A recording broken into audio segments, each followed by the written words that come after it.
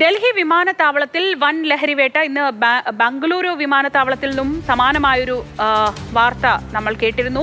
ബാങ്കോക്കിൽ നിന്നെത്തിയ ഇന്ത്യക്കാരനിൽ നിന്ന് ഹൈഡ്രോപോണിക് കഞ്ചാവ് പിടികൂടി. 4.83 കോടി രൂപയുടെ കഞ്ചാവാണ് കസ്റ്റംസ് പിടികൂടിയത്. വിഷ്ണു പ്രസാദ് വിവരങ്ങളുമായി. വിഷ്ണു, വലിയൊരു ലഹരിവേട്ട തന്നെയാണല്ലോ, എന്തൊക്കെയാണ് വിശദാംശങ്ങൾ? ശ്രീജ, ഇന്ന് ഈ ഒരു വിവരം ഇപ്പോൾ പുറത്തുവിട്ട് കസ്റ്റംസ് ഇപ്പോൾ പുറത്തുവിട്ടത് ഇന്നലെയാണ്.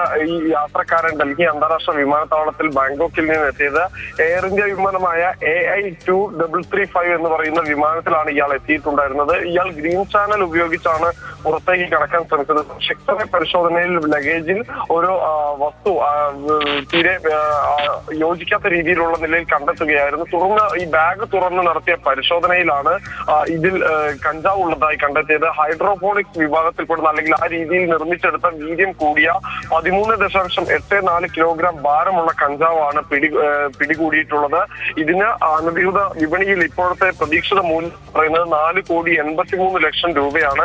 ഇയാൾക്ക് മറ്റ് കള്ളക്കടത്ത് സംഘവുമായി, ഈ ഇത്തരത്തിലുള്ള ലഹരിക്കടത്ത് സംഘവുമായി ബന്ധമുണ്ടോ എന്ന് എന്തായാലും അന്വേഷിച്ചു വരികയാണ്. ഇയാൾ ഇപ്പോൾ നിലവിൽ കസ്റ്റംസിന്റെ പിടിയിലാണുള്ളത്.